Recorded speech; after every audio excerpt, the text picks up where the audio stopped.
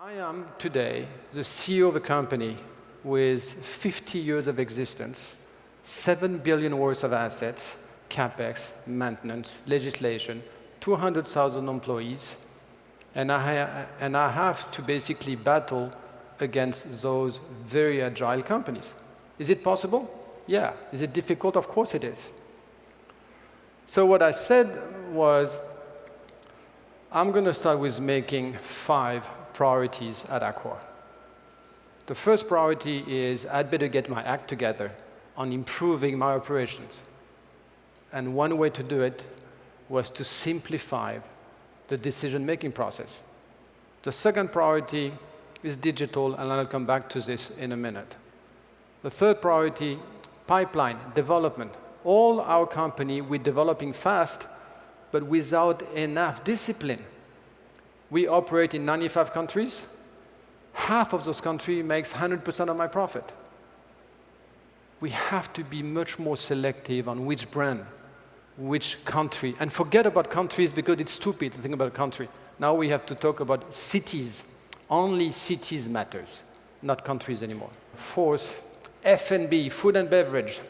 It is very bizarre how hoteliers only talk about beds and hotels, where half of the comments on TripAdvisor is related to catering, food and beverage, and no one cares about it. We're actually looking at it as being necessary evil. Well, this is not necessary evil, it's a real business. And it happens to be a different business from a hotel business. And you can probably be good at it if you run it differently. And the mobile phone is changing everything when it comes to F&B. Why? It's because for 50 years, those happy days, you had 80% of your clientele, they would be there for breakfast. 2/3, they will stay with you for dinner. Guess what? Now, 85% of your people in your hotel, through the smartphone and any mobile application, they're going to be looking at where could I have dinner outside the hotel, walking distant, and they will have a map and 12 different offers.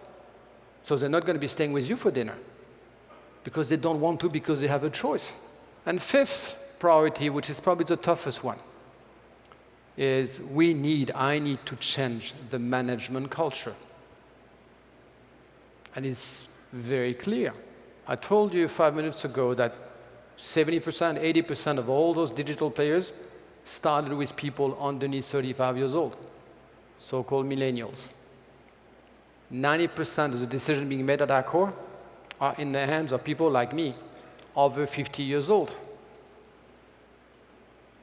It won't work, because those underneath 35 have a much better view on what the market needs tomorrow.